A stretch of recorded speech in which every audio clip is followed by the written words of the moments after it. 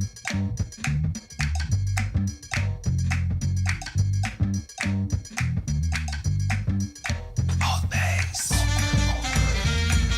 ALTBAYS.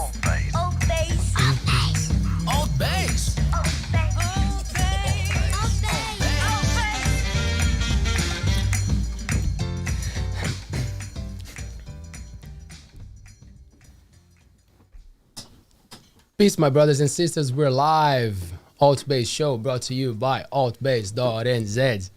ALTBAYS.nz, it's a media support company that offers a lot of cool services, video productions, digital marketing, social media management, and our show happens here in the ALTBAYS studio in the beautiful Fitianga. You can get in touch with us if you want to run your podcast, if you want to do some online live meetings, record some cool videos for your family and friends. Yeah, we can do all this stuff. We're pretty awesome.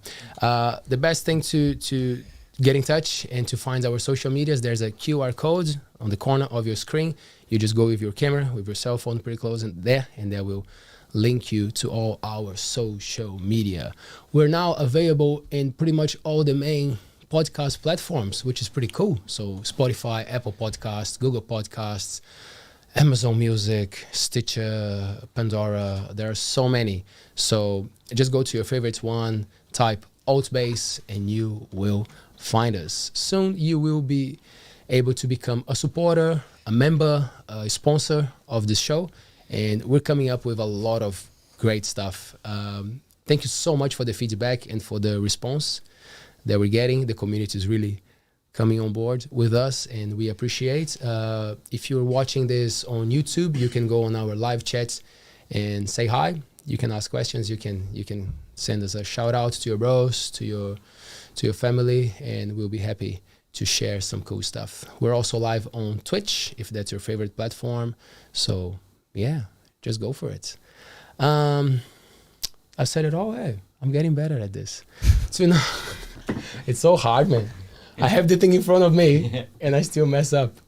Tonight we have the bro, one of the coolest guys in Fitianga to have a chat here with us, Mr. Mike Homfeld. How are you, my bro? Yeah, very good. Thank you very much for having me in tonight. Thank you. And to Paea. Yeah, it's good to be here. I'm glad you're here. Yeah, what a cool team. Mike, do you like the space, man? Yeah, it's so fucking awesome. It's really cool. Yeah. You are a podcast guy, so you know the. Yeah, it's definitely got the full podcast feel. It's really cool. Yeah. Nice. I'm glad you're here, bro. Can I just ask you, man, to bring your just a little bit closer to your mouth? Yep. Yeah, there you All go. right. Thank you so much. So, for the people who don't know, you are the owner of Landslides, baby. That's right. Yes. Yeah. Have you? Yeah, you guys make really good pizzas. Like, they're so good. I really like the salmon one. Oh, that's so good. Yeah. I love that one. It's a good combination, the salmon, cream cheese, and capers. Yeah, that's so good. I think because we had like this jiu-jitsu get together and we all ordered heaps of pizzas. I think we ordered about like maybe 30 of your guys' pizzas. It was so good. Oh. They were gone pretty quickly too. Awesome. Yeah. That's good. So, do you usually eat before or you do it before, after the training when you guys are exhausted? It was just like a get get together, so we just ate we were just chilling out together, but they were super good. Me. Yeah, because we had just gone out on the boats and I was like, pizza, good. Do you usually come up with the flavors and the pizzas? How does that work? I don't know. I just kind of thought of all the best pizzas that I've eaten over the last 20 years, and just been like, those are the flavors that work, and yeah, just evolved. Yes. How do you feel about pineapple on a pizza? Because I don't know if you have a Hawaiian pizza, do you? Yeah, we do our take on a Hawaiian pizza. Yeah. Yeah, it's a great seller. It's probably like the number 3 pizza in the world. Really? Yeah. I know some people are like, pineapple doesn't go on pizza, so yeah. I know, right? It was never a thing in Brazil. Like we have a lot of sweet options there, which I was always kind of like, okay. But putting pineapple, I love it. I don't mind Yeah, at all same. mixing. But I noticed that in New Zealand there's a bit of a. Yeah, some people are like, don't put pineapple on that pizza. Yeah. Do I you? think when people start putting kiwi fruit on the pizza, then Oh, That's I've it. never had We've gotta kiwi call fruit it- on a pizza. we've got to call Yeah. it quits. Ooh. Would you? But you appreciate the pineapple one. You go for it. Yeah, definitely. Yeah. Nice. Oh man. I think it's like one of our best sellers. Man. So everyone's keen on it. I saw that you guys now put on the pizza box the name and the sourdough thing. That's so cool. Yeah, we got printed boxes eventually. Took a long time, but yeah, we got the printed boxes. We had to buy a lot of them at once to get the price right for printing. But And yeah. no misspelling, eh? yeah. That's the main thing. You make a big order and then you check. You're like, oh no, Yeah. man. No, you guys are good. Looks beautiful, man. Cool. So how did you come up with the sourdough idea? It's pretty much. I spoke to a couple of friends that are really good bakers, and for the way we wanted to make our operation, it was the best fit for us. So we went with the sourdough. It's pretty hard to manage being 3 days in advance, and sort of knowing what volume we need for. Yeah, because how many Industry. pizzas are you guys making a day, or does it depend how much like sourdough you have? Yeah, so we quite often we run out, Right. which is not Good. ideal, but Well, you want to it's- sell out. So. Yeah. It's good Yeah. as well. Make people wait as well. Yeah. Wanting more. Yeah, so we try to sort of predict what's going to happen in 3 days, which doesn't always happen, but yeah, we try to make as much as we can. Like so just because I think I know a little bit about sourdough, but I don't know if I know that much. So like it's the same process as the bread, right? You have it growing and then Yeah. it's exactly the same for the pizza base, right? You have a sourdough starter, and then you use the sourdough starter to create the dough for the next 3 days, Right. and then Then pizza. And then pizza. comes. Is there like any specific care that you guys really have to pay attention so it changes what's happening there? Oh no, once it, because what I hear every time, like people who are into sourdough, they say it's so easy once you get it going, it never stops growing and it's easy. But I'm like, Yeah. there must be a way to mess it up. Eh? Like, Yeah, definitely. It's like a little pizza baby. You've got to keep feeding it, and you've got to keep you've got to make sure it's got the food and the right conditions to be stable for that process. And how do you play with the temperature in this crazy New Zealand weather that one day is freaking cold and then it's hot as like. Yeah. At the moment, we've got to chill our flour. We've got to chill the water and make sure everything's nice and cold, and then straight into the walk-in chiller. Oh, so sourdough, you want it to be cold when you're like. It depends on how you want to use it. Right. So we try and use it over the Yeah. 3 days. Yeah. And then, so if that reaction takes place nice and slowly over 3 days, Right. then that's ideal for us. Yeah. Yeah. Because I know when my mum, she makes yeast bread, but that's probably way different. But she like puts it in like the hot water cupboard sometimes, so because it has to be hot to Yep, rise nice and stuff. warm. Yeah, Yep, yeah. yep. But I don't know. I'm not a pizza maker. No, but good question. Good question. Yeah. When did you always have the idea of starting a pizza place? Because we know each other for a few years now, and Yeah. I remember you like going hard with the coffees, amazing coffees, and I'm like, man, look at the bro, so pro of the coffees. Next minute he's smashing the pizzas. I'm like, whoa, okay, that's good. So did you always have that thing? So probably, I don't know, maybe 15, 17 years ago, I was involved in a pizza company in Auckland. Oh, cool. And I sort of learnt a lot about it, and I was sort of in that pizza industry for probably about three years, and swore I'd never get into another pizza shop or anything ever again, but the opportunity arose, and we were sort of kind of right at the crossroads when we bought the shop, and it just seemed to fit perfectly. So, Yeah, man. yeah.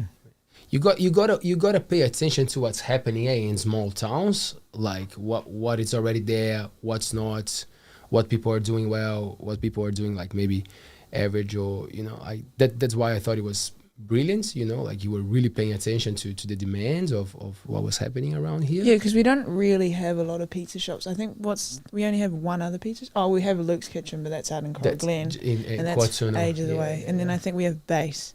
That's Yeah, right. that's Yeah, it. not many options, Yeah. and some other cafes or whatever. Like But they don't they really. serve a lot of the same things. So that was such a good move. Yeah, man. Yeah, cool. yeah. Man. Did you feel like a good response from the beginning, or at the start was kind of Yeah, like, it was super exciting, and sort of when I moved to this community, we wanted to do something for ourselves, and then the opportunity presented itself, and it was sort why of, not? Yeah, definitely.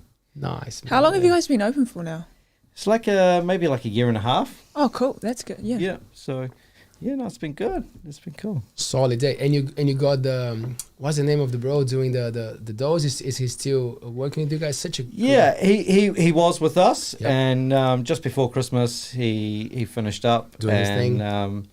He's sort of more suited to like a bakery, cake and patisserie style. Because I remember you telling me that, like we got a nice, someone who is into it, and Yeah, so we were really lucky to have him for the time we did, and he's moved on since then. But and now the family, man, because that's the thing. There's that family vibe. Your family is always there. That's such a cool thing, eh? yeah, we like I've got a lot of our family here, and my partner's family, and so we try and rope anybody and anybody in to help Work where for they pizza. can. Yeah. That's pretty fair. Yeah. Pretty Yeah. fair. Yeah. So where did you grow up, man? So I'm originally from Auckland, and on the North Shore, and How long did you live there before making a move? Like what was the thing? When did you leave Auckland? Probably like 7 years ago. We bought a place down here, and made our home for Dianga. Nice. Was that a reason why, or you guys were just like checking the cool options around? And I had a friend who was living in Tairoa, and I was visiting them on the weekend, and it was such a great vibe, and we were up to so much cool stuff. But Footy's better than Tidal though. 100%. That's why you moved here. And then the property came up that was in Whitianga, and it was cool. I don't think I'd only been here a couple of times before we bought the place, and best move I ever made. good move, eh? Yeah, definitely. Great move. Definitely. Yeah. Would you consider going back to Auckland? I think it'll be really hard moving back to Auckland, because it's such a major difference in the way of sort of Auckland's Really busy. really Yeah. busy, and I feel like I've never really experienced community like I have when I moved to Whitianga, and people recognize you, talk to you, engage with you in the street. You know the people that work at the supermarket. I think that's a lot of people from big cities always seem to say that when they come here, and like they move here and they're always like, or people move to smaller towns, they always say how like everyone's so tight knit and stuff. Yeah. Because I think in the bigger cities, everyone just gets so caught up in their like lives, and it is quite busy there. So Definitely, and you're not really worried about I don't know how you engage with people when you're in a big city, but if you're in a smaller community, you want to be nice to that person. yeah, you're gonna see them again. So. You're going to for see sure. them again, Yeah. and you want to be nice, and you want to get the smile back from them, and Yes. you want to be able to engage in a really positive way. Yeah. And here we have this cool thing of young families, eh? Yeah, Lots yeah. of young families, like people who are living in the city, they come back to Whitianga, or they come to the Coromandel to raise their families. So I've noticed that there's this hub, you know, this thing of like people raising their children and doing it kind of like, of course, doing it on their own, but like doing it together, you know, like Definitely, Hey. 100%. It's you feel supported because everybody's involved in sort of how your child's going. That's right. And growing up, and they're asking and they want to know what's happening, and yeah, it's a really good. It's really good. Yeah. So you have a child. Yep. My first son is like 1 year old and 4 months. Yay. Yeah, which is super cool. It's been a major change in my life. Yep. Especially when you're able to maybe take care of yourself and your partner, and then now there's somebody that actually takes a lot of energy to look after. Right. You've got to make sure. That's great what you said, you know, like, oh, you know, I could take care of myself, you know, my partner and I, we were doing our thing, and then the next move, you know, because sometimes things just happen, and you're not even ready for it. And I think I don't think you can prepare yourself for your first child, though. People say you can, but it's not. But it's like, a big change. Yeah, but like this thing with like being when you're okay, like you got a job, you're fine, you know, like you are able to afford your own meals, you know, like you're not struggling yourself. Then it's much easier to get that next level, you know, like the next step of having a child. So was it something that you had in mind? You were like, oh, were you a guy who had that thought? Oh yeah, it would be cool to have a family one day, to have a child. I've always had this huge pressure from my family to make boys. Hey family, are you listening to it? Because do you have a lot of sisters? Is that what it is? No, well, I was the last male born in like 36 years. Oh, that's a lot of pressure for our family. So to carry our family name on, there was a lot of pressure to make boys. You made it, bro. Yeah, first pop. Yeah. So brilliant. And then the funny thing, I was just counting here because you said the business been operating for maybe like 1 year and a half, something like that, and the baby will be 1 year soon. So man, what a interesting last 2 years you had, with the world, all crazy things happening, and you going with your business and starting a family. Good on you, man. How do you spin all these plates, man? You don't let them fall.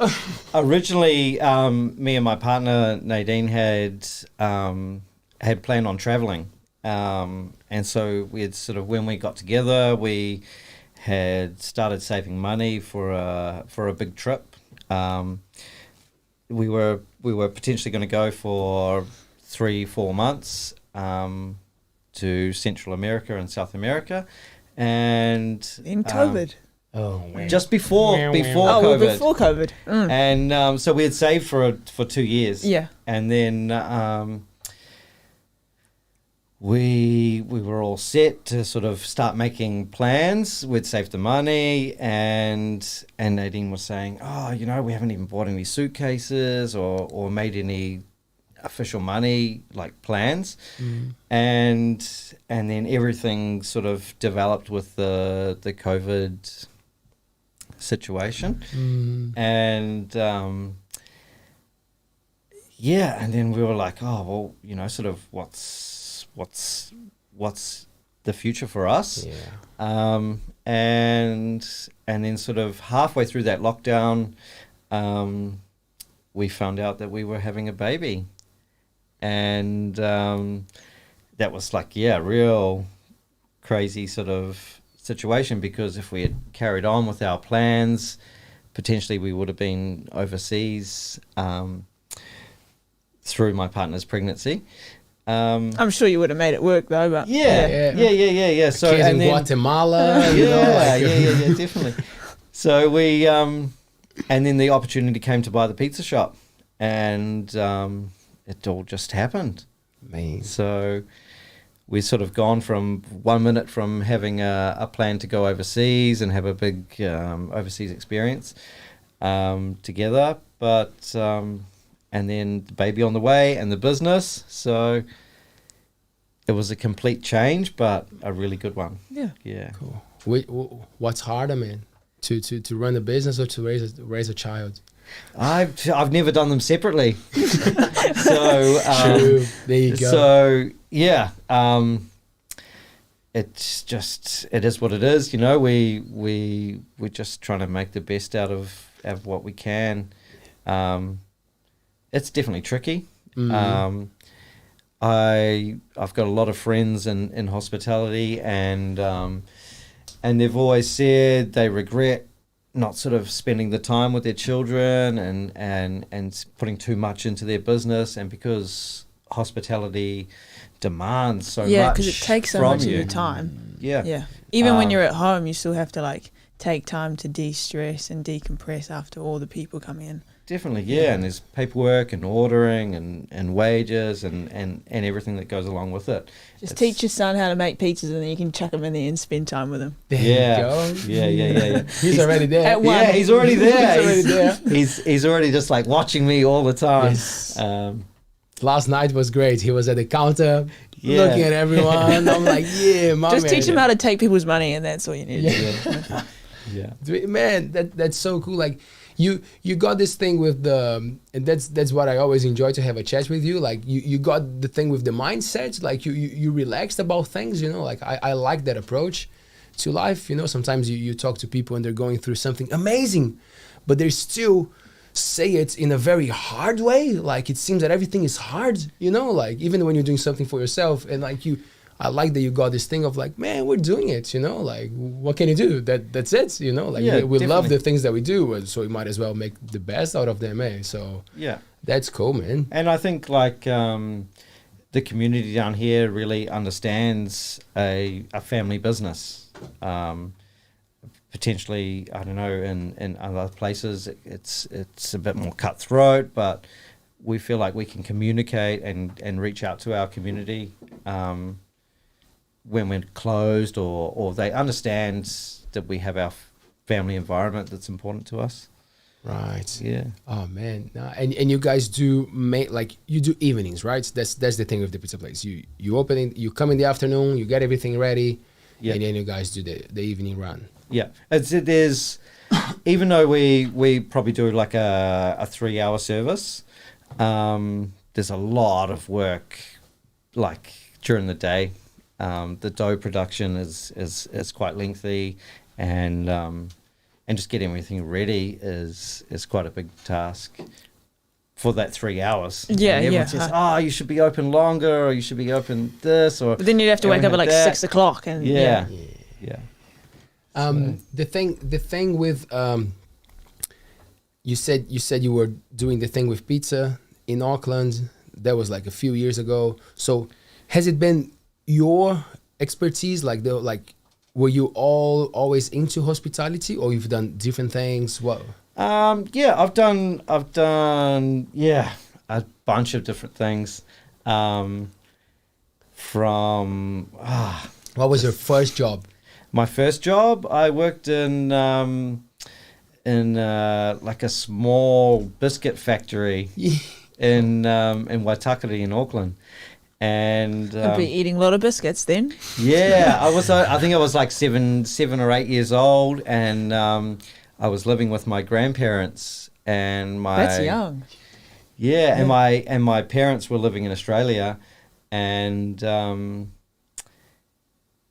they got me a job next door at the sort of like family biscuit factory. Oh, cool. Yeah. What were you doing? Like just packing them or I making can't even them? remember. Maybe I was just like Eating them. tidying up and hanging out.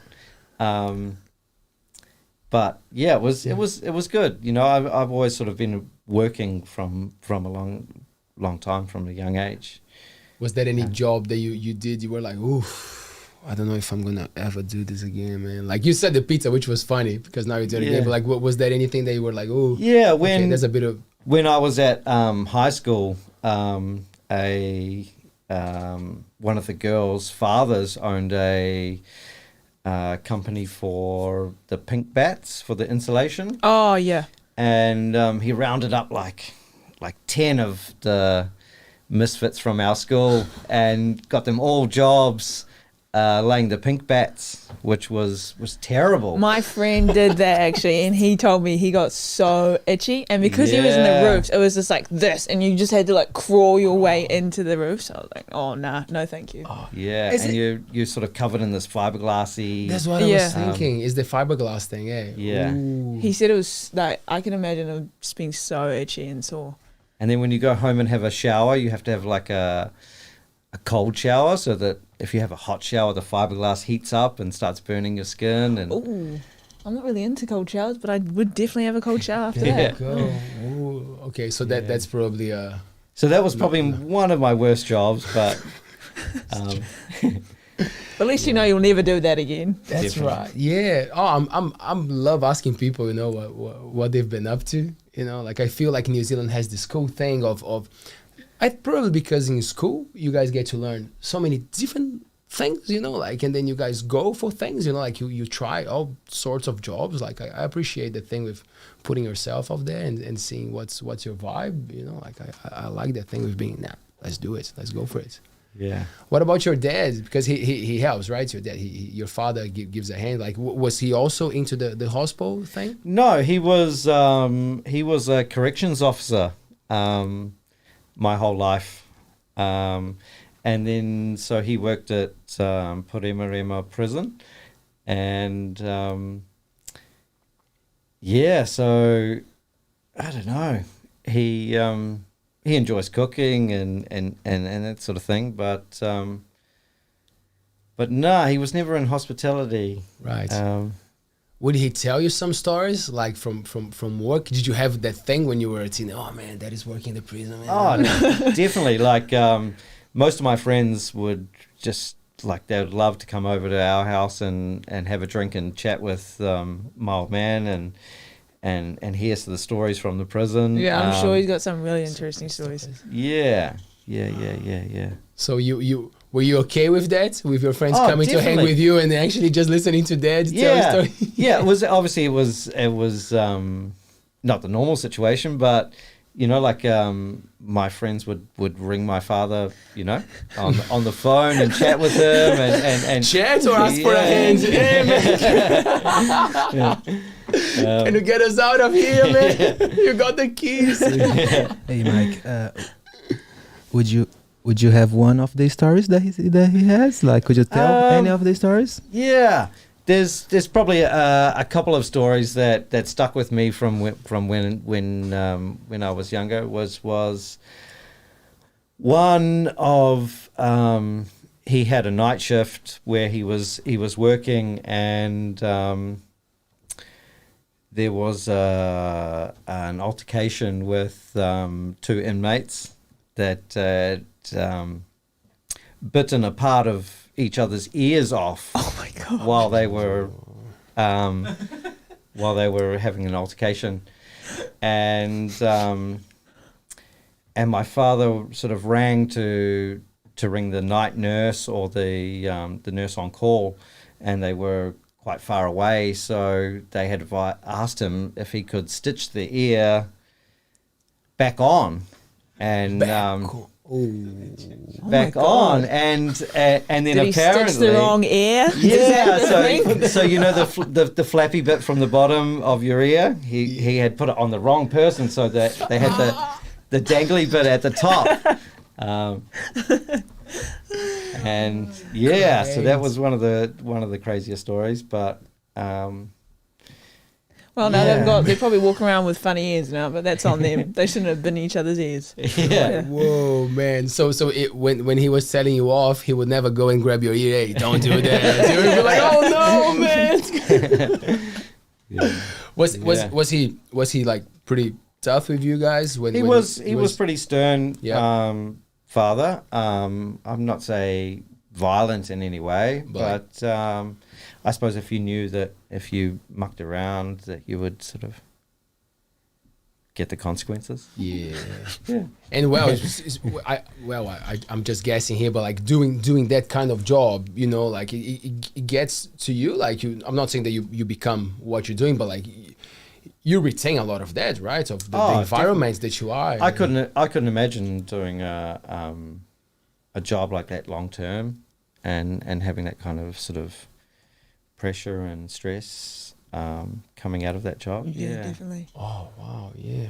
Well, so that never came to you, like it was like, oh yeah, I might try to do what that is doing. Yeah, I did end up working at Paea prison, and just for a short period of time doing a security fencing contract, where we made a tilt slab compound for the inmates to make the cells for the other inmates. Right. Yeah. Very effective. Hey. Yeah. Well, they're there, so. Is that a thing, like in the New Zealand system of getting the inmates to work and do things? I'm just not knowledgeable at all. Like I think there was a lot of what they call industries in the corrections department, but I think they've moved away from it a little bit. So my father worked in the engineering department, and he was an instructor for engineering, for upskilling inmates, and that's cool. That's really cool. Yeah. I think it's super cool. He was a warden for a long time, and then I think he moved into that role, which would have been a lot more rewarding. We talk. I know that you are a hip hop fan, and I'm just making these connections here in my mind. One of my favorite rappers, Common.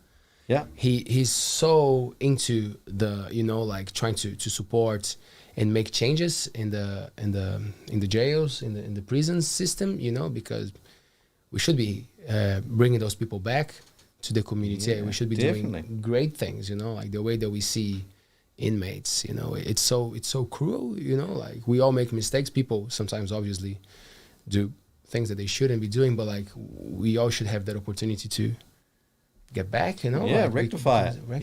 Yeah, man. So how was that thing of like listening to hip hop and getting that, like was it something that your dad was kind of like, oh, what are you listening to? Or like, were you making connections? Yeah, definitely. He hated it, that, man. He hated it. He said, turn that shit off. I think people do that with like parents and their children, like whatever the children listen to, they just always think it's shit anyway. I know my parents used to, they're like, what are you listening to? I'm like, this is the cool stuff now. Yeah. So he was like, I've heard that shit all day, blah, blah, blah. And he was not into hip hop at all. Right. Would you make connections of like, because sometimes when you're a kid, you go way more for the groove, and the style than the lyrics, were you into a kind of hip hop that had a bit more like, fuck police or whatever, because I mean, I really like Wu-Tang and like Rage Against the Machine. So I felt like the lyrics of the hip hop that I was listening to was probably, I don't know, more substantial than what it is at the moment. Definitely. At least mainstream, like what we get in the mainstream is not. Well, sometimes I think like the mainstream hip hop that they do now, I feel like they don't talk about anything. I just feel like they're just saying cars and talking about how much money they have and where they're going and stuff like that. Like, I think like older hip hop, they like actually had a message and they were trying to say something. Do you listen to any new stuff, you guys? Is there any new relevant artists out there? I'm a bit out of the game. Not that I connect with, but I'm sure there's some good new stuff out there. It's gotta be. The old school fellas, that's the cool thing with hip hop that I appreciate. Like they look after themselves. Like you see like Razor and the guys from Wu-Tang and like all these classic, like we were talking about, like, Mos Def and man, they're out there, like they're full on, like because rock and roll is usually the other way, like it's too much sex, drugs and rock and roll, and then like they cannot even keep up with aging well. But then you see a lot of like old school rappers and the people from the hip hop scene like still strong. So I appreciate how the old school stuff is still very meaningful. Yeah. I think that's why I'm so into Common. You know, like he's a guy who is always reinventing himself and bringing new stuff out there. Take us through some of those epic hip hop shows And, that you also hip hop nowadays became mainstream, you know, like, so when Paea say, nowadays that they're not talking about anything, they just talking about what the mass want to hear, you know, like that normally is like woman or whatever is getting a little bit old, you know, like, so you see like they making these gigs on the NFL and this kind of stuff, you know, like before was just Michael Jackson kind of shit, you know, like, and nowadays we have like Dr. Dre and all these people, what is pretty cool, but we pay for that as well, you know, like after we pay for like not good lyrics and, you know, like, and all this stuff coming with people receiving the mainstream, you know, like it's not like underground like used to be, you know. Yeah, 100%, man. Definitely. Some classic gigs you've been to? Some good stuff? Probably the last gig I went to was the Wu-Tang at the Opera House in Sydney. Oh, cool. That's cool. Yeah, that was it with a band or not? Because I heard they did like a couple of awesome gigs with a band. That was not. No. They had sort of they had everybody there, and because how old are they now? It's just probably getting pretty old. I've been listening to them for the last 20 years, so they've got to be in their 40s or something. It was the 25-year anniversary at the Opera House that we went to, which was That's super cool cool. that they're still doing like concerts and stuff though. Yeah, definitely. And they've got quite a lot of their own solo careers. Yeah. Which is the trickiest part, is to get everybody together. So I've been to concerts where they've promised that everyone's going to be attending, and it hasn't been. So for me, that was probably the pinnacle of the concerts that I've been to. How many people went? I think it was like I'm not sure how many the Opera House sits, but like maybe like 1,000 people maximum. Oh, only 1,000 people. That's really good. Yeah, it was pretty. Yeah. Were the tickets expensive? They weren't too bad. Yeah. We went for the weekend, Right. which was probably more expensive than we wanted to pay for, but you know, you can't miss it. It's that kind of stuff, like you're there, and if you don't go, like, come on, you gotta do it, hey. Yeah, definitely. No, so I'm happy. I'm really happy we went and did it. Yeah. What about festivals in New Zealand, like shows here? Were you always into that vibe when you were living in Auckland? Was it a thing for you, like to go out, to be out there for music? Yeah, huge. Like the big day out when I was growing up as a teenager was like, it was bigger than Christmas. You know, like as a teenager, I'd just beg my parents to get me a ticket for the big day out. To, you know, and that was what I was looking forward to for summer.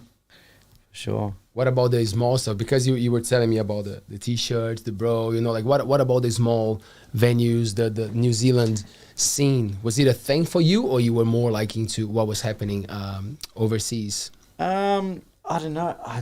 We would go to anything we could. Every weekend, every time there was something going, we would sort of, me and my crew were keen to go to anything. And there was a lot going on. I mean, I presume there's still like that, but you know, different scene for you now. Yeah. I'm a dad now. Yeah. So you were talking about Australia. Have you traveled a lot? Have you done some traveling out there? Yeah. I've done a couple of trips to Australia, and we lived there as in and out as growing up with my parents, and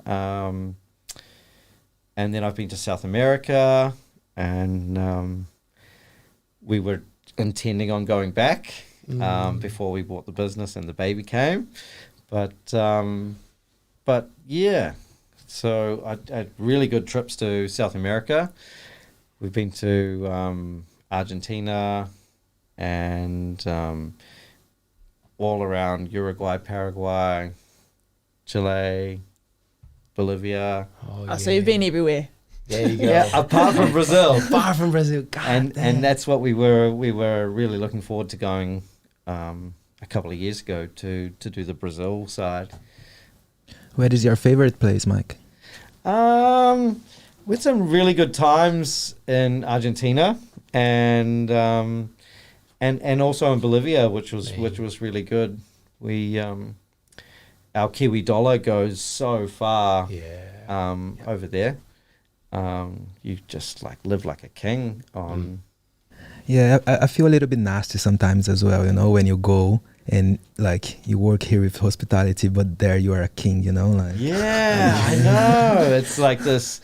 The suite that you rent is like, you know, it's like 3 bedrooms and it's like $12, $15 New Zealand a night. Whoa, serious? That's super cheap.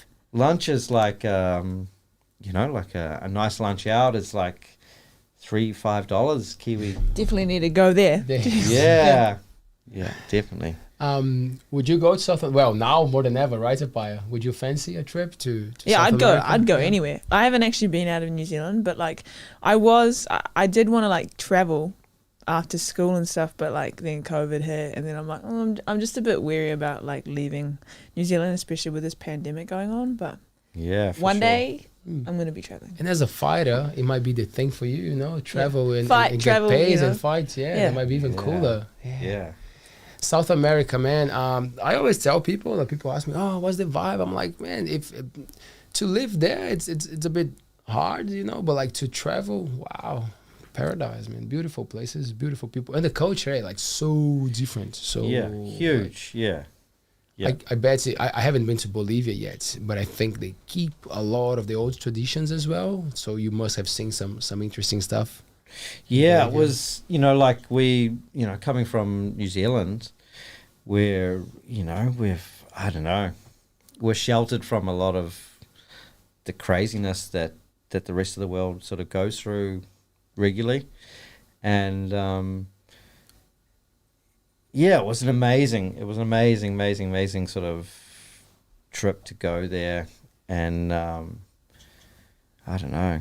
How was the Spanish? How was your Spanish? It was not too bad. I spent like a half a year really trying to hone it in. We met up with a couple of Australian guys, and one of the dudes was just like fluent.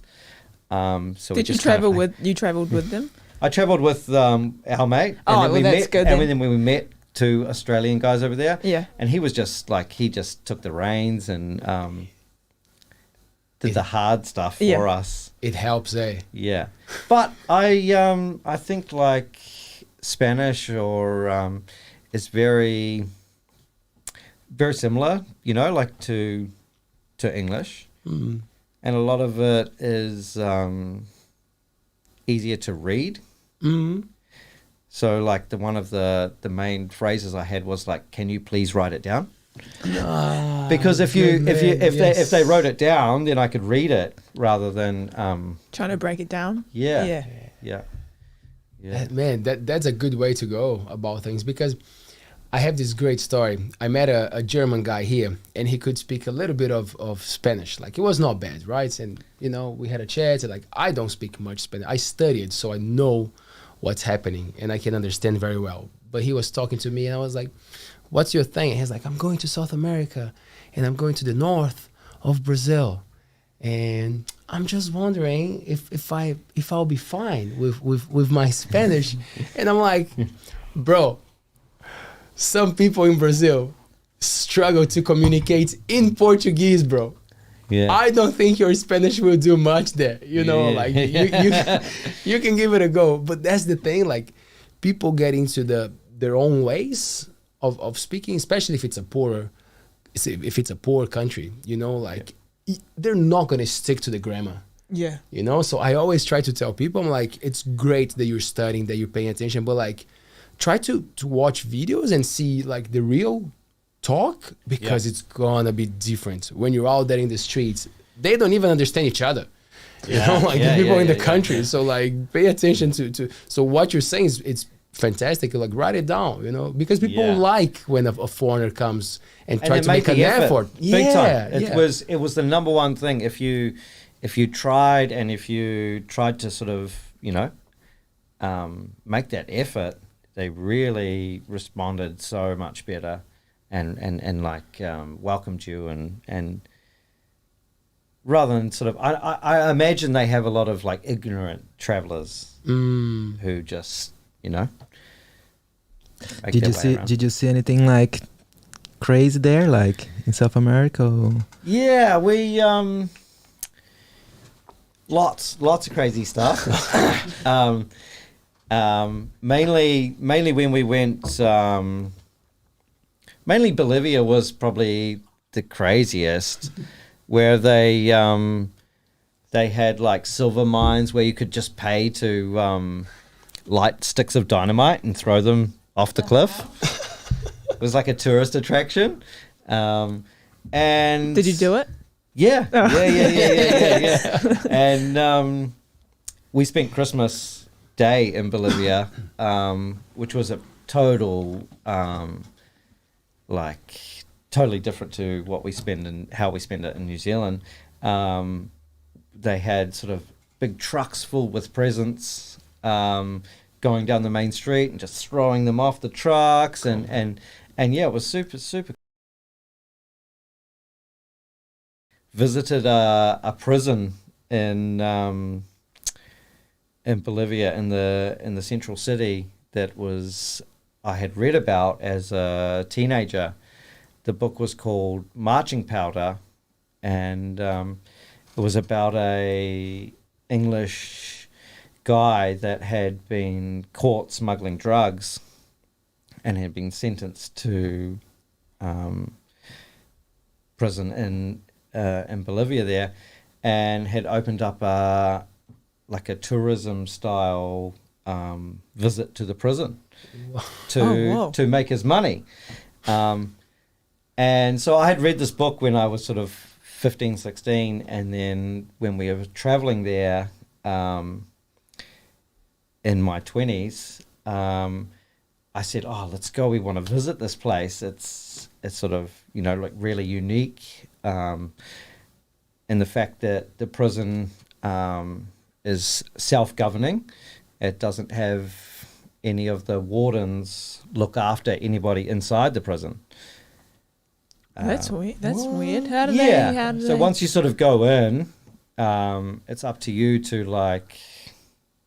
So you can interact with the like inmates. Yeah. And then so when we arrived there, we turned up, and me and my friend went to this one place which was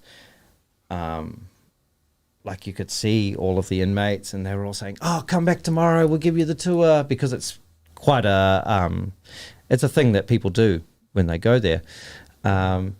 And we had gone there, and I was like, "Oh man, it looks really rough. Like it looks super rough." And I was like, I'm not sure whether we want to go back tomorrow and do the tour through the prison. Yeah. And later that night at the hotel, we had met another girl, and she was like, "Oh, you went to the wrong side." Like the side that we went to was like the particularly rougher side. How big was the prison? It was like maybe like couple of square block, like a couple of city blocks. Oh, okay. So, But right in the central city. yeah.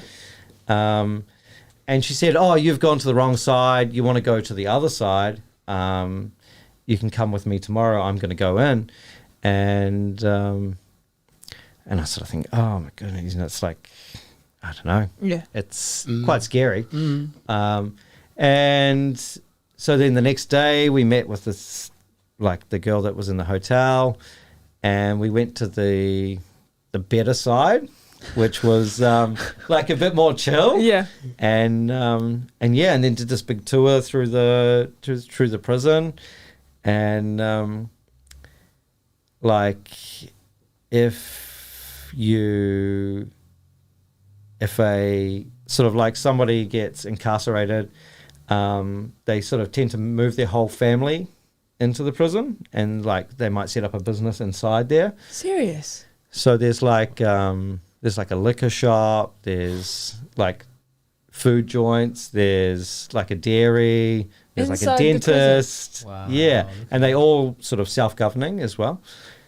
So, That's out of So it. so they have a prisoner that will be like the president or something like that, or yeah, and that's How do they get money, or how do they buy things at the cigarettes. dairy? Cigarettes are the Yeah, money. like what's Cigarettes the? Yeah. are the show. Do they trade, or is it actually like? Do they actually buy it with I money? think like when we think about a prison in New Zealand, we think about like being sort of maybe like stuck in there. Yeah. Whereas I think there it's more of like you can come and go, or potentially your family could come and go, Right. Right. and still stay with you inside there. That's weird. That's Yeah. interesting. Different Yeah. style. Eh? Yeah. It was totally bizarre. It's funny because a lot of the like we're talking about like a third world country where definitely it's not. You know, it sounds a bit like, you know, oh, that's interesting, but I'm sure now they're describing how rough it is. But then those super rich first world countries, developed countries, they have a lot of similarities of like the inmates go and they Definitely. spend the day and Yep. they work and then they come back, spend the night in jail. Serious? Yeah. I'm not sure if it's Finland, like one of the Yeah, even New Zealand. that happens in I New think- Zealand. Yeah. Yeah. What, so we you have can just like a go work to- to release program where you're able to like leave the prison if you're a minimum security inmate. Now, Mike, you have your family involved with the system of prisoners.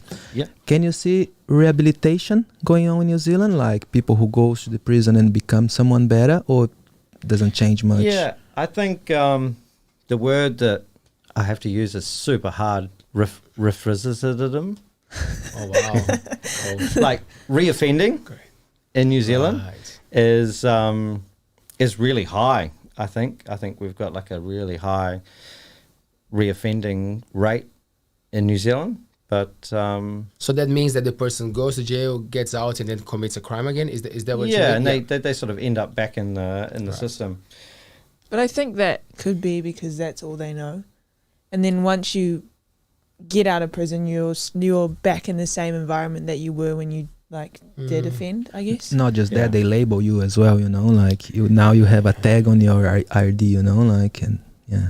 Yeah, definitely. And I think when people come out of prison,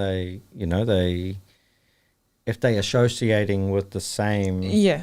group of people, then they're liable to do that same behavior again. Yeah. I could be wrong, but like I remember watching a documentary about like how private companies, you know, it's all privatized, you know, like the jail, so it kind of becomes a business.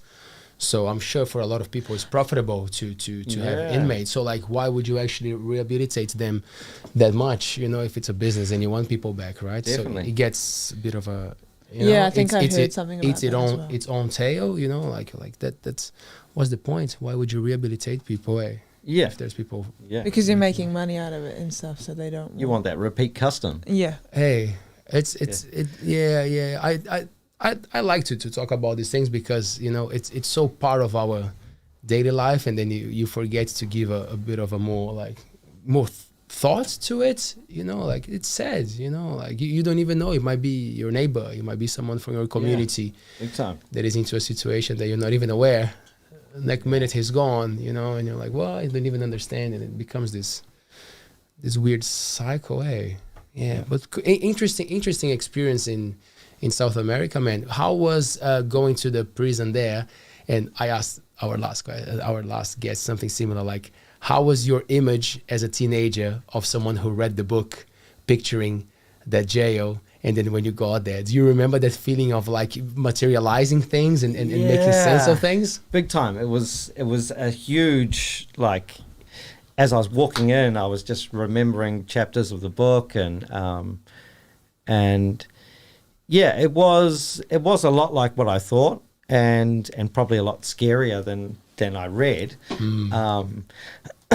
because you're sort of face to face with you know everything. But yes, it's super cool. I'm so glad I did it. You know, it was an amazing experience, and yeah, I don't know. Brazil next time, eh? Next time, Next definitely. trip. Yeah. Yeah. We keep talking about it, eh? A big trip. Taylor and I haven't been back for years, man, you know? So next time we might do a little bit of a, you know, put a lot of friends together and take it to Brazil. That would be cool. Yeah, man. And whereabouts in Brazil are you from? São Paulo. Cool. So big city. Yeah. So when you guys explain the city vibe, I understand very well. You know, like you have access to everything. You find all the things you can imagine, but sometimes it's hard to find the human connection of the community that we talk about here so much. You know, like you think you have that, but when you come to a smaller place, then you realize that you actually never had it. You know, like that's why I'm interested in this lifestyle right now, because it's teaching me, it's showing me a different perspective into what community means. You know, Brazil is fun, man. Brazil is beautiful. You know, if you loved Bolivia and Argentina and all those countries, like you're gonna have a blast in Brazil. You know? Yeah, and hot, right? Nice and warm. Cool. That's another. That's another cool thing about South America. You don't have to worry too much about the weather, you know, unless when we have like we had this week, right? That was horrible, because now is a time in Brazil that rains a lot, you know, and we had this mudslides.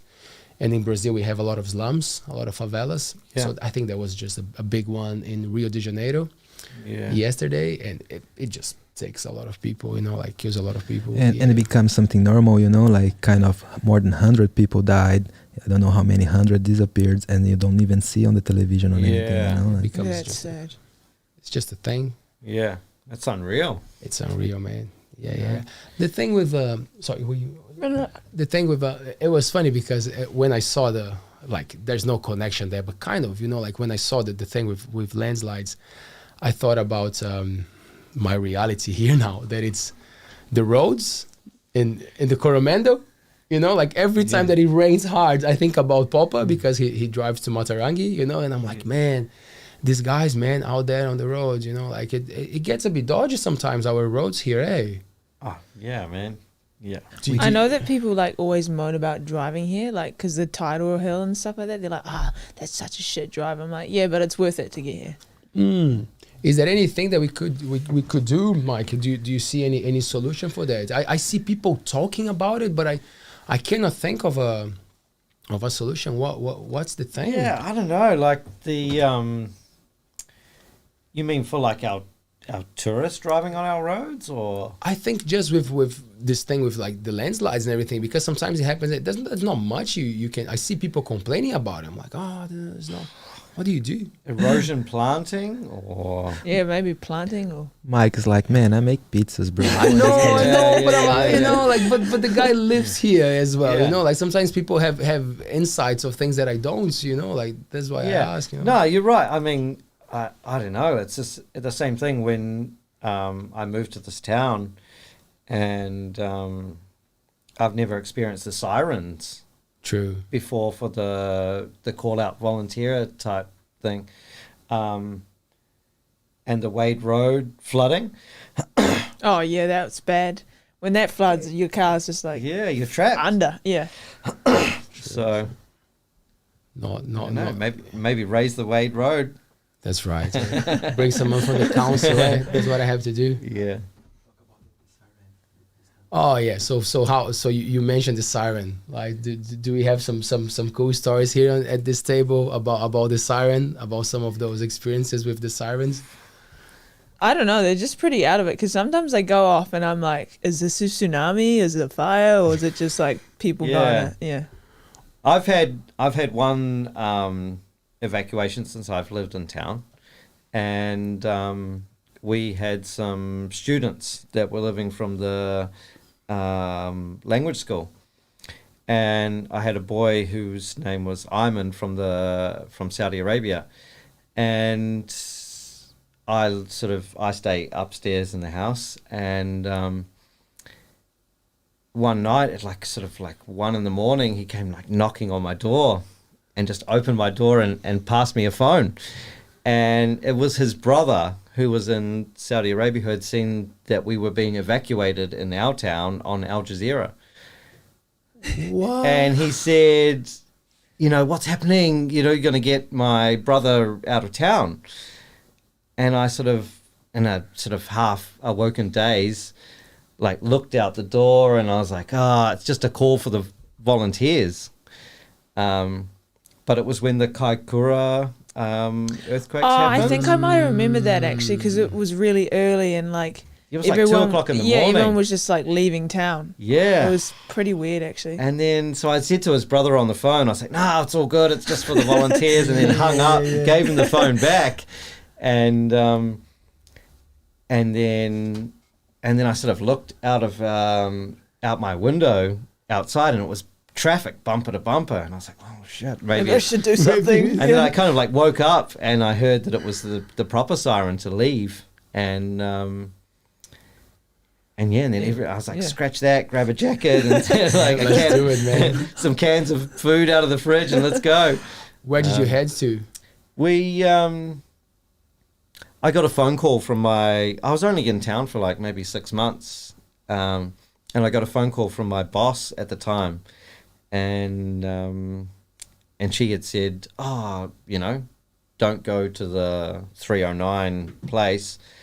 Just come to our place, which is up the hill. Oh, that's good. And and then when we left, I was like driving along the road, and I was like, "There's kids on motorbikes, and it's like a movie." It's weird because everybody else is going on one side of the road, and then the other side of the road is just empty. Dead empty. Yeah, it's weird. Yeah. Man, I think that was the one, that your mom was here. So that's a great story. I think it was the same because you said like maybe 6-7 years ago. Yeah.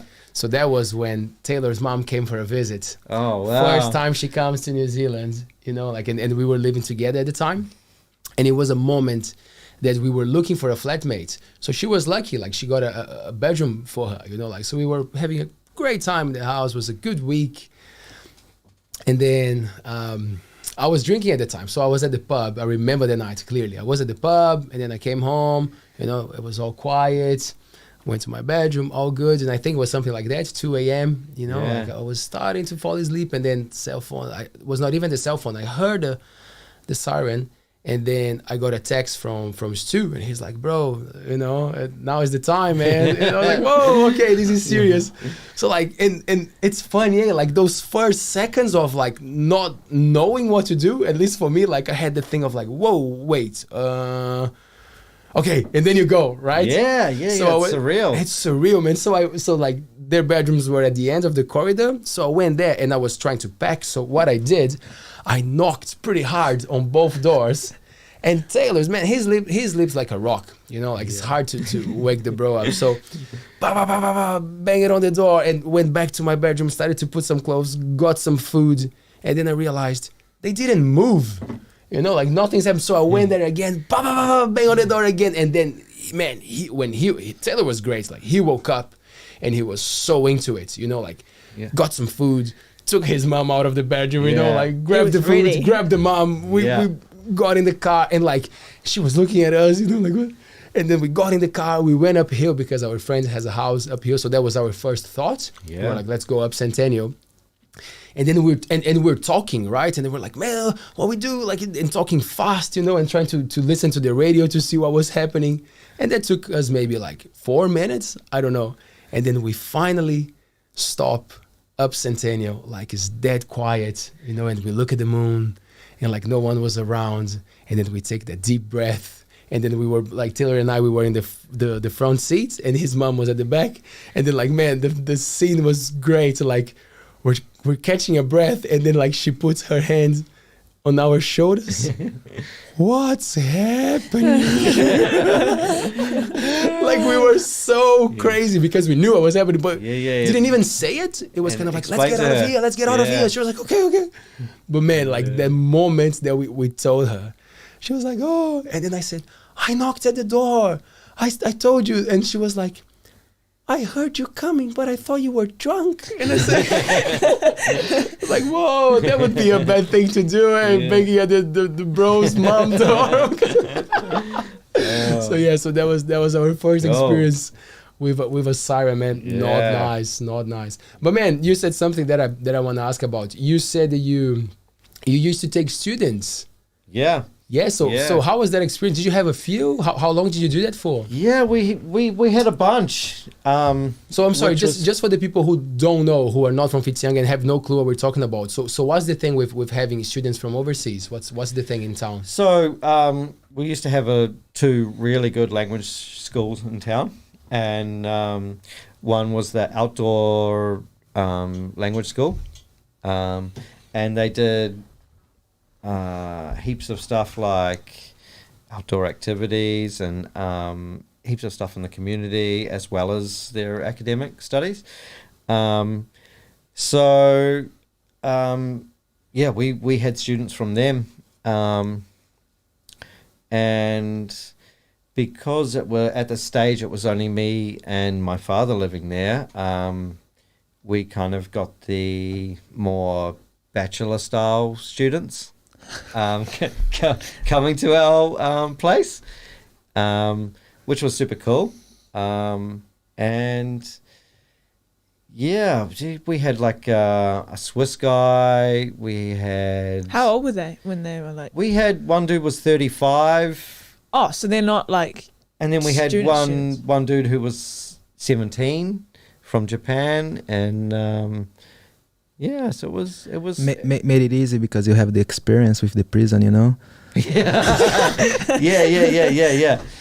Chow's up at 7. But it was good. Like, yeah, it was really cool. Obviously people from different countries and their different sort of... Did you learn anything with living with them, or? Yeah, I don't know. Yeah, probably. Did they cook for you?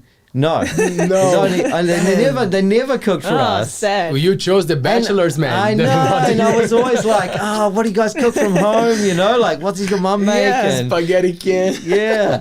So a couple of times they'd be like ringing up, like, where's dinner? On the go. Oh, because you, as part of the deal, you provide a meal? Is that what it is? So you provide breakfast, which is easy peasy, which is cereal and toast and pretty much help yourself. Yeah. And then you had to provide them a dinner as well. Which was... you just had to make sure there pizza every night. No. there was no pizza at that stage. But, and you would never mention that you were a pizza chef. Yeah. You would keep that cool. Was it something like... Do you have the tradition of sitting and having dinner with your dads, with your family? Would they be part of that, or it was kind of like, nah, the food's there, do your thing? Yeah, no, like I always grew up that dinner time was for the family at the table, quite sort of seriously. Like, you know, you had to be home for dinner and you had to sit at the table and that sort of thing. So yeah, it was always, you know, like a meal at home for the students, and that as well, was we all sit at the table and eat together. That keep the family together, when you have these kind of traditions. Yeah. And, you know, like, and for them as well to feel like, you know, it was still even though we weren't their official family, we were their away from home family. Yeah. The ones you had, how was their English? Was it okay? Or some of them did you learn any language from them, or? It was, it was pretty good. It was mainly sort of Japanese, Swiss, German, and we had a Korean guy as well. So it was definitely a two-way learning thing for sure. You know, and they're kind of like away from their normal home, so you don't, other than sort of talking to them and engaging with them about their home life, it was more about the Kiwi lifestyle that they were interested in. It's such a shame that it's not happening anymore, Like, of course, because of the pandemic, but even before, like, it was not that. Yeah, it dropped away just before the pandemic. I remember that. Yeah, which is a shame, because I think they really added heaps of value to our community. Every Thursday night they would be at the pub, dancing and enjoying themselves, and like sort of every lunchtime they were in the community at the cafes and that sort of thing. So Yeah, it's a big thing here for us, not having the tourists. Yeah. Yeah, I Yeah, definitely think that's huge. affected the community. However, what I heard from hospitality, well, and all the businesses around, is that this summer was pretty good. Like the how did you feel about that? Yeah, we had really good trade this summer. You know, we've only really operated under the sort of the new bullshit. Yeah, true. Yeah. But so we don't know what it's like for our business to have that tourism dollar coming in. But you know, we've got a great community. Everybody loves to eat pizza. Oh man, So that's how I yeah. described the video, man. 11 out of 10 people say that their favorite food is pizza, yeah, and Mike knows very well about those things, man. yeah. But I can feel that. I can feel like that there was this shift in town when the students stopped Yeah, coming big in. time. Not even like the tourists. Of course, the tourists make a big impact, cause a big impact. But the students, man, it was And they were big- fun, you A know, lot of like fun, they yeah. were, and they were in the community where they were billeted or assigned to live. You know, they were living all throughout our community. Did so they it's sort of, like? How long did they stay with you for? Did they like move to other places in New Zealand, or was it always just here? it was kind of like they did like maybe 2-3 months with us, and then a lot of them did a trip Around New Zealand? around New Zealand Oh, before cool. they went home. Yeah. Yeah. Do you have to own a house to do that, or you can be renting it and just have a bedroom for them? Do you remember those conditions? I'm not 100% sure. I know that one of the conditions was that because we didn't have females living in our house, that we wouldn't get female students, Right. which is understandable. But Yeah. other than that, I don't know. I think they check you out and make sure you're Yeah. legitimate people to look after these kids and that. But The prison warden and the pizza chef. Man, that's the house I want to go to, Yeah, man. If I was yeah. picking the house. Yeah. Oh, cool, man. Nice. Yeah. No, I asked about the house because nowadays it's such a hot topic, like the thing with the house crisis, we can put it that way, you Yeah. know, in the Coromendos. So I'm always like interested because you guys have been here for a few years. So I think you are following the changes, and how Yeah. it's changing. Do you feel like it's changing our community? Well, or it's something that we will see in a few years? yeah, I'm like changing in what. I don't know, because it's attracting a different crowd, right? Now that the prices are way more expensive, and a lot of people are not even able to rent a house. So a lot of the Definitely. workers, they cannot even Yeah. come because. So that's what I mean. Like, do you think we'll change our community in a way? Yeah, it's I don't know. Personally, I think that it's a shame we can't get young families into our town to either rent or buy, because that's what makes part of our community, is that new, fresh, you know, families coming in and contributing and you know, bringing ideas to our community. If we can't get labourers to come and even rent for 6-8 months to do jobs, then I don't know, maybe we're standing still. Yeah, that's or right. we're, I feel like they're like setting it up for like a retirement kind of yeah. vibe, because all that, there's like heaps of houses coming up, but they're all for like older people, I guess, and people that don't have kids, and Yeah. like people like How's a younger family going to afford to? yeah, because they can't, because they're too expensive, and you can't buy your own house, and then you can't rent a house. So there's like, how do people come here? Yeah. Was that also a concern for you guys, like because you're younger and you had your group of friends? Was it a thing that your friends would talk about, or that was not that Like clear? the housing market? Yeah. Oh, this is so expensive. Look at this place. We love this place, but we cannot even. Oh, no, not that much. I didn't really look at it like that, but I did look at all the houses that were coming up, and I was like, oh wow, I know that like most of the people I know aren't going to be able to afford those, and I'm a kid, so I'm not going to be able to afford those either.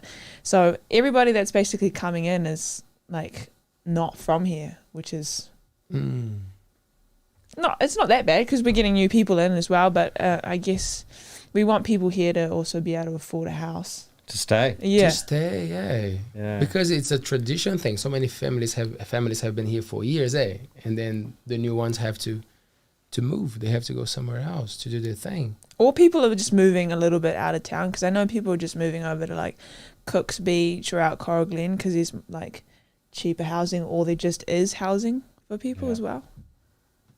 Yeah. It's sad. Well, that's why we started this, Taylor and I, because we've been here for 9 years, and then we're like, okay, let's break the little pig, where you put your coins, and say, let's break the pig, cool, and and buy a house. Could not afford like 2% of a house, man, and then we were like, cool, we might as well try something, like 2% could afford 0.2%. I know, right? I'm trying to be positive here, man. I'm trying to make us look cool, but yeah. So we're gonna bring some people to talk about that, like from different, who have different perspectives on that, like to see if someone explains to us, because I understand that it's a global thing. It's just ridiculous what's happening nowadays with the price of houses. I have such a different take on things, of like how can you ask people to operate well in life if they don't have a roof over their heads, like I go for that from that principle, like it should be so basic, like you got a roof, you go from there, but then you have to struggle your whole life just to get that, and a lot of people will never get close to that. So like I had a friend who had been living overseas for like the last 15 years, and he came back and he hung out with me down here for a week, and he said, Kiwis got to get it in their mind that they may never own a home, and they're going to rent for the rest of their life. And I thought, well, why? Why do we have to, wrap our head around the fact that we could only rent? But I suppose for a reality, for a lot of people, that's where it's at. Yeah.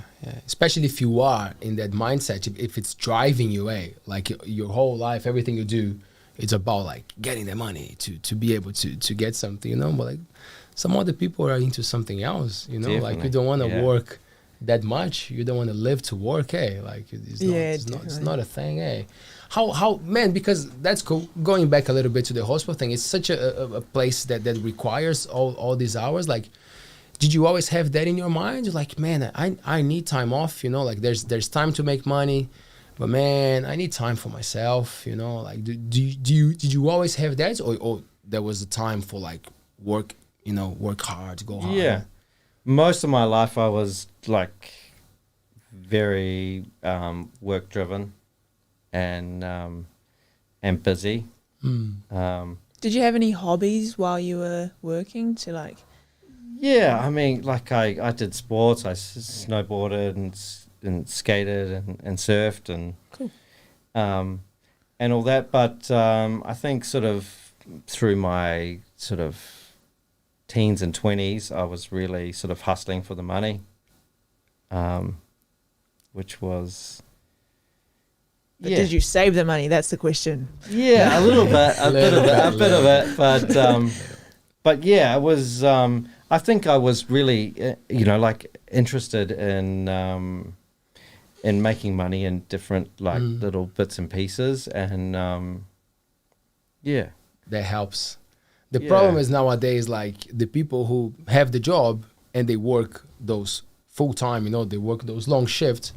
It doesn't mean that they will be able to conquer, to get something, to get a house or something. That's the upsetting thing, Like sometimes you look at the person, you look at the long run, you look at the whole thing, and you're like, oof, it's not gonna work. I'm gonna be working on this for years, and it's not gonna take me far. So I think that's the upsetting thing, If at least we had some kind of safety, like, oh yeah, you do your work and you get, might be a humble home, it doesn't matter, but like it doesn't feel like it's like that. It doesn't always add up to that.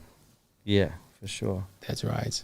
You were asking, I want to make a connection now because you said you were working hard, and then I was thinking, you are a barista, right? You worked with coffee Yeah. for a long time, so I'm Yeah. sure that helped to be pumping, working Yeah. with coffee. When did you get that passion? Because I know you like the thing. You're a knowledgeable guy about. Well, you enjoy the Yeah. thing, right? You Yeah. So when did definitely. that come to you? How was the journey?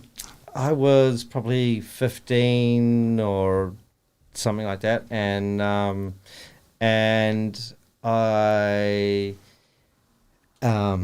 worked with a place who stocked Miller's coffee, and Craig Miller was one of the original sort of people that brought coffee to New Zealand, and so I was really interested in talking and getting to know Craig Miller, and I took him on as a business mentor, and yeah, he really sort of drove the passion for me that you can make sort of a good lifestyle and a good career out of coffee. Yes. Which sort of at the time, my parents probably thought that I should be doing other things, but I really enjoyed the rapport with customers and people whilst making coffee. And so I was sort of passionate about engaging with people at the beginning of the coffee. How do you drink era. your coffee? I like a short macchiato. So Is I it like the one with a little bit of yeah, cream? just Is a it little bit of milk on the top. milk on top. Yeah. Yeah, just a little bit. I like black coffee, but sometimes my tummy doesn't. Right. Yes. So sometimes just a little bit of milk on top. Just Yeah, I get like really nervous about making people's coffees only because people are really sensitive about it. Like if you make the wrong, like if it doesn't taste good, they'll have a big moan about it. I think mainly because it's $5 a cup of coffee. $5 God, a Yeah. God damn, New Zealand. Yeah. Shit. But that is like the Yeah. average price, though. that's I know. Yeah. That's I know. that's the like top. yeah. Like if you go over 5, I don't know. I don't know what happens. It's got to be a pretty good coffee. Yeah. Yes. Back home, you can eat for probably 2 months with this price. Yeah, big time.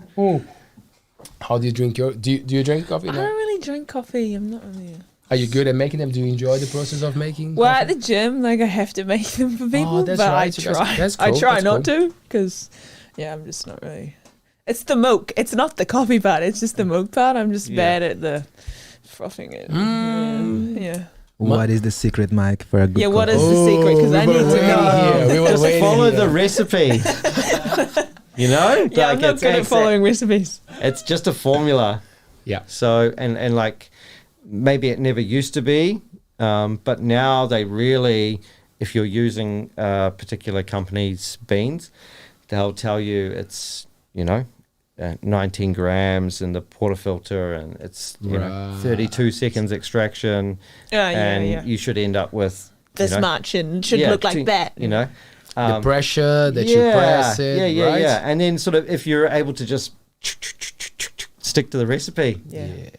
Do you find that the fine in the grind, like when you adjust the grinder, that's a major as well, eh? that's the one.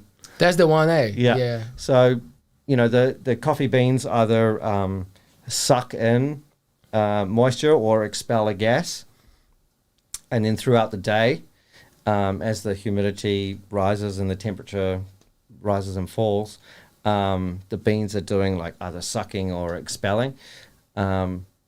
So that's when you're adjusting the grind to make it happen. But as long as you get all the recipe right, Yes. Should be fine. Should be fine, man. yeah, and then so like as long as you get that end result, then you should be perfect.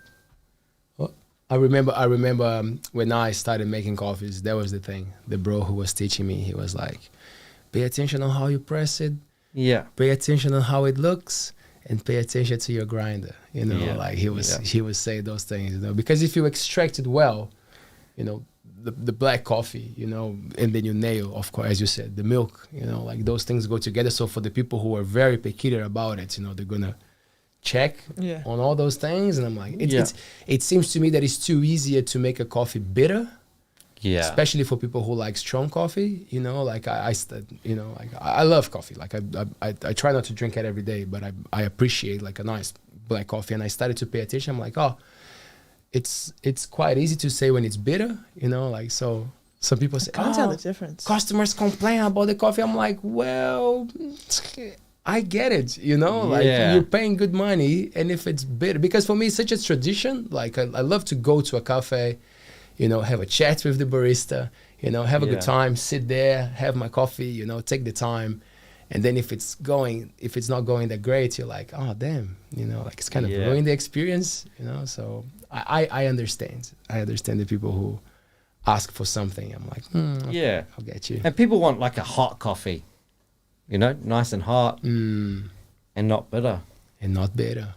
Yes. Hot doesn't mean burner, eh? No. And then you get the odd customer who's just like, I want it liquid magma. Hot.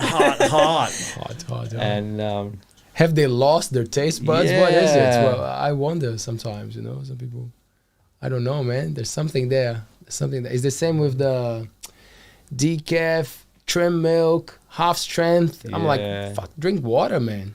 Definitely. Yeah. Can stop giving shit to how people drink coffee. Did you have good coffee in South America? Yeah, it was different. Like we did a lot of like homestay stuff where like the mum of the family would wake up at early and start putting the coffee on, and it was thick and strong. Like put, you know, like stand your teaspoon up in it. Oh, strong. Wow. Yeah. And then like they used a lot of caramel. Which is like I've never sort of in New Zealand you don't see a lot of caramel, but good. You know, you're like like your little butter sachet that you would have with a cross on or something. Yeah. They have like a caramel. Yeah. One of those. Right. I might need to try that because was that in Argentina? Yeah. Doce de leche. Yeah. Yeah. So heaps of caramel with the coffee and that. Yeah. But yeah, yummy coffee. Nice. Yeah, really nice. Have you tried that coffee? Well, you probably already know about it. Like it's supposed to be like the most expensive coffee, but it's like civet. Civet like coffee. Like the animal eats it and then they get the coffee beans after they've. It's Indonesia. Yeah, that's right. Have you tried that before? Yeah, I haven't it? had like the proper version of it, but I've had like a sachet of a friend that brought it back. Oh right. From the civet coffee. Yeah. So is it a bug? What is the thing? Do you know a little bit about the thing, the process? Process, from what I understand, come on, the civet eats it. Yes. And then excretes it. It cheats it. And then they take the bean. And then they wash the bean off and then maybe roast it or just chuck it straight in there. Well, we'd hope they wash it though. I had it in Japan, and I remember that my friend told me after I had it. Yeah. He was like, man, best coffee in the world, man. I heard it. What makes me think, like, who was the first one? Yeah. You know, how did they get to that point? Yeah. True. Did you like it? They just must have been out of coffee that day. Yes. And they're like, damn. Let's go for the shit. It's all good. Yeah, that is pretty out of it. Did you ask if Mike liked did you like the coffee or? It was all good. It was just average. I didn't find that it was revolutionary or just like wow. But then maybe if we had the actual fresh beans, maybe if you'd seen it, then yeah. It's always the backstory that makes it true, and the freshness. It's such a king, when it comes to coffee. It's such a definitely. So you haven't had it yet. You haven't tried it. No, I don't think I'm gonna have it. You know, I'm not really much of a coffee fan. I don't really want to have that, especially the shitty one. Yeah, it's not for me. Oh man, it's huge in New Zealand. Well, it's huge around the world. Isn't it interesting how it becomes a thing? You know, like it's everywhere in the world. You have a coffee in the morning. It's huge. Such a routine for the It's a for routine. everyone. Our society's moved on nicotine and caffeine, you know, like And coffee. that's how capitalism works. Yeah, that's right. Yeah. Even in, and that's the thing, even in Japan, like, because they had more like the drip coffee, you know, like not many machines, not many espresso machines, were more like the classic drip coffee, and a lot of green tea, which is beautiful, which is awesome. But one thing in South America that I was when you said about the caramel, it came to me straight away. Like, people put sugar in coffee in Brazil, like, very often. It's a very normal thing. Even if you make like a big jug, you already put the sugar in. Most of the families would do that. It's kind of like, you know, it's not something that you offer the sugar on the side. You know, you put sugar in the coffee, and then that's weird. yeah. It's weird. For me, it was a bit like shocking, because I wouldn't drink coffee when I was in Brazil, and then I learned how to make it. So I started to appreciate here.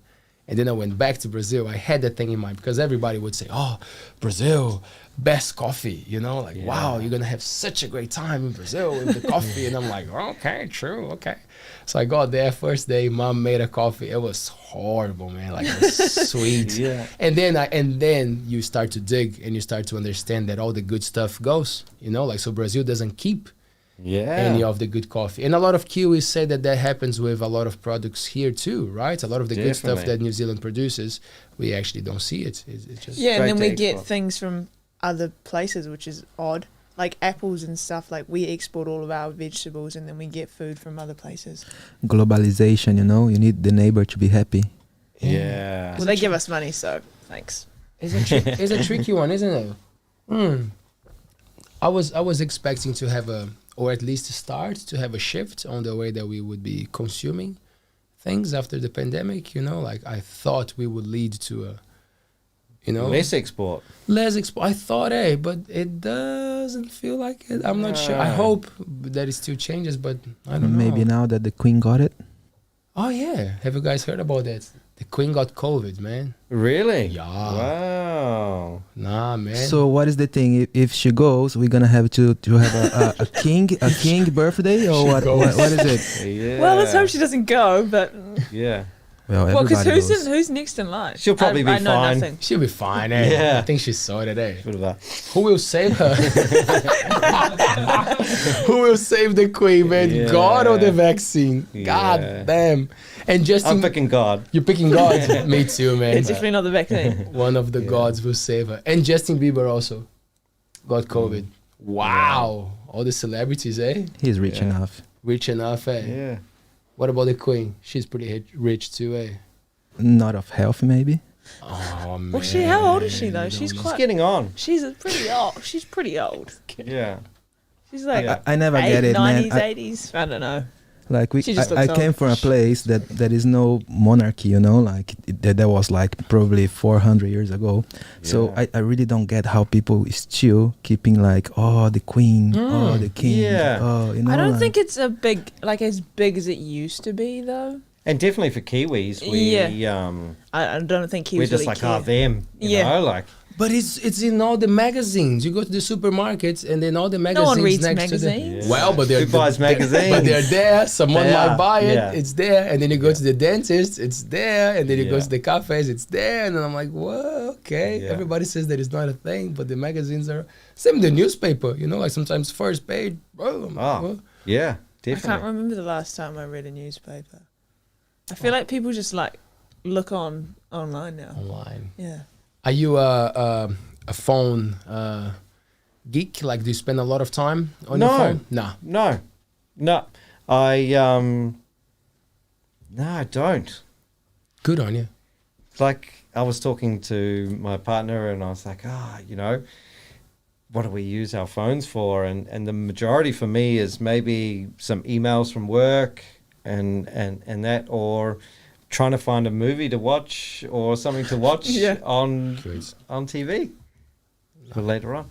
So you guys keep a good relationship, with technology, and you use it as a good tool, right? Because for your business, it's great. Your social media is good.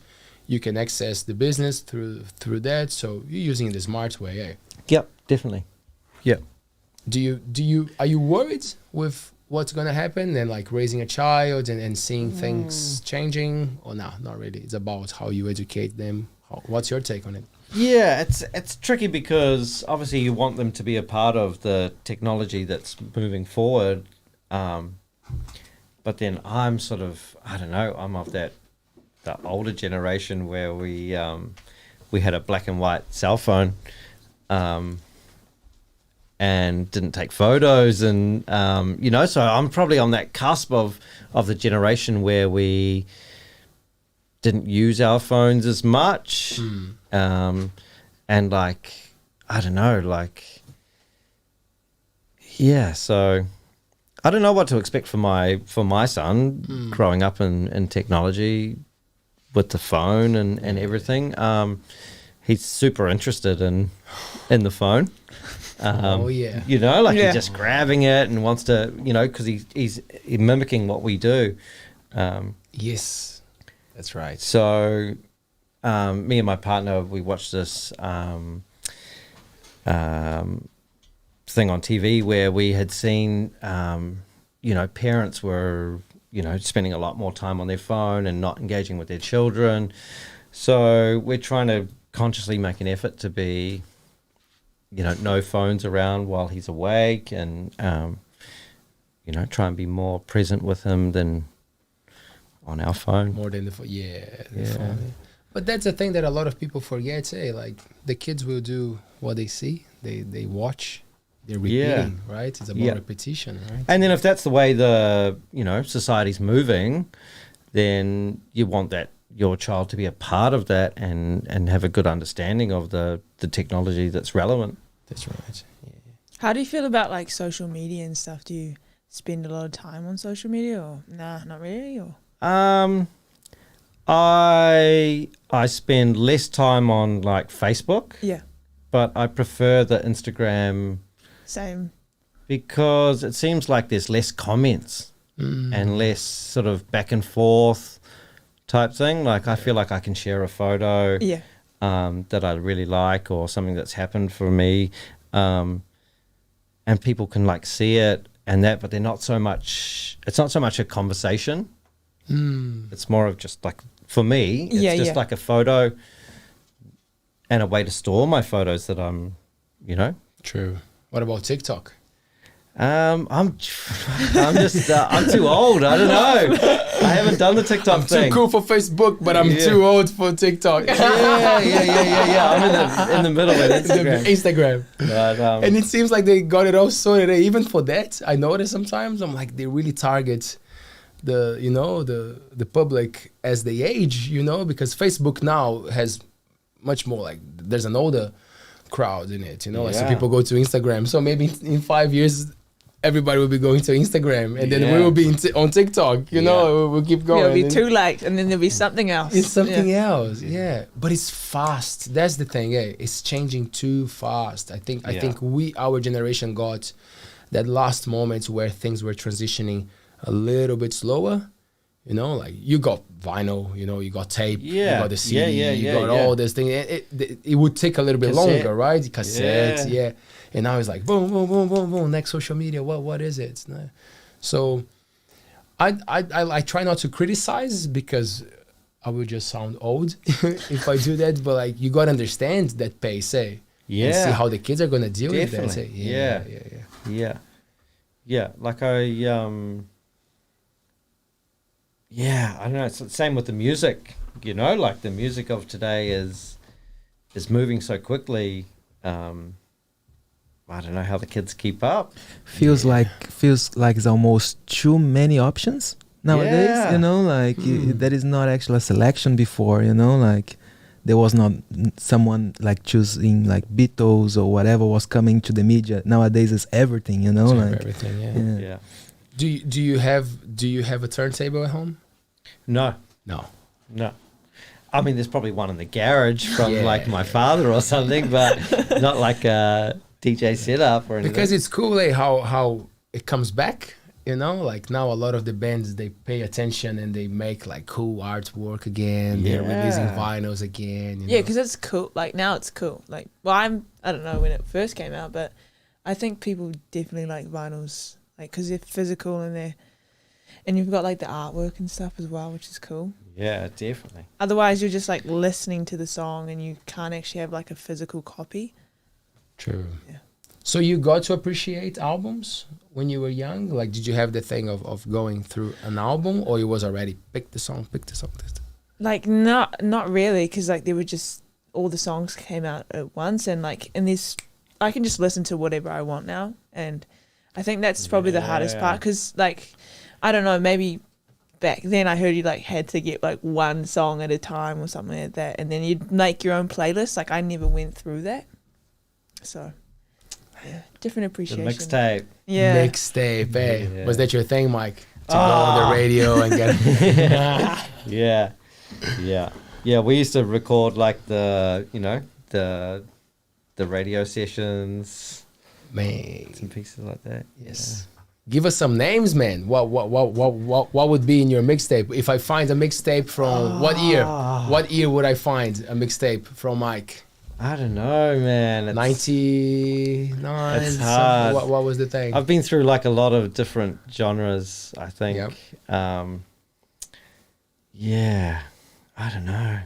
Just throw in, man. Give us some because you into hip hop, into rock and roll as well, or it was more. No, you it's said more Rage like, Against, which is cool, but Yeah. Like a lot of like dance music, man. a lot of like house and psytrance and stuff like that, and hip hop was my main sort of jam. Is there anything that you wouldn't listen to? Like, is there any genre you're not really into? I don't know, like, yeah, not Like really. screamo, heavy metal, you into that? Nah, I don't. I think I've probably heard enough of it. Yeah. Because that's probably like the one thing I'm probably not into, but otherwise I'm pretty much open to anything. No screaming, Paea. Yeah, I'm not really into screaming while I'm listening in my headphones, you know. I must say that it's quite therapeutical, you know, like it's a therapy. Maybe just me screaming would be better. Yeah. Yes. If you practice some, that's pretty cool. For a fighter, it would be a next level of release, I would say. Papa, how are we doing with our friends watching and We're doing great. There is a request here. Chloe asked for Leonardo to freestyle. nice. In English, it's very hard, Chloe. It's very hard to freestyle. Maybe just a little bit for her, like. I don't know. Here we are with Mike, and I wish Chloe was here too. Maybe one day she will come and we will have a boogie. Ooh, ooh. Was that all right? Pretty good. Pretty good. I don't know. I'm trying. Cool. Chloe, love you. Cool. Nice. Yeah, we're doing good. We're happy. The stream is doing well. Oh, cool. That's good. Mike, how yes, no, you're. I'm just gonna have to run to the bathroom for 1 minute. Do it. Give me 1 second. Yes, and I'll I'm just gonna, come back in 2 seconds. yes, please do that. I'm just gonna eat some Eat. chippies. So, just some cool information for our beautiful listeners and for our friends watching us live. I said it at the beginning, but if you didn't get that, you can listen to ALTBAYS Show on Spotify, Apple Podcast, Amazon Music, Pandora, Stitcher, and it's cool because a lot of friends were telling me, "Man, I love the video format, but I wanna listen to it when I'm doing the dishes, and I don't want to consume all the data on my phone." And I'm like, "Man, now you can listen to the podcast version, okay?" And another thing that a lot of people are asking me about the live stream, so. It takes time, you know, for you guys who are watching at home and see this, like it's pretty cool, but like there's a lot of things going on. Taylor is operating like 3 computers at the same time. There's a lot of cabling. There's a lot of things to make sure that it's like we have to make sure that things are working well before coming to the table and starting the show. So when you see that front page, they're starting soon, like it's just telling you guys that we're almost ready. So sometimes we are a little bit late, is a little bit after 7, but just stick with us, you know, like we're gonna get big, like the big TVs in New Zealand, and we're gonna be sharp on time, but we're not there yet. So just stick with us. Thanks for your patience. Yeah, and it's nice when you guys comment and you like our page. You know, like we're doing this because we love doing this. We're putting our monies from our pockets. It's hard work. We still have our full-time jobs, you know, and then we come here after to do this for our friends and for the people from the community. So a lot of people ask us, you know, how do we help you guys? Honestly, at this stage, like the video, you know, share, comments, you know, send it to a mate, you know. It doesn't matter if it's to have a laugh or to make fun of us. We're good. You can do that. You're welcome to. But yeah, thanks for your support. And people love the co-hosts, the Paea. I must say, people are loving. They're like, man, those guys are cool, man. That's gonna be nice. So, yeah. Thank you so much. Mike, how do we, what's the thing with Slice Baby? If I want to order a pizza, what do I do? What's the number? How do I find you guys? Yeah, call up, come into the shop. What's the number, bro? I don't know. I can't remember that. Damn, go on Facebook, right? Yeah, Slice Baby. Facebook, Instagram. Nearly TikTok.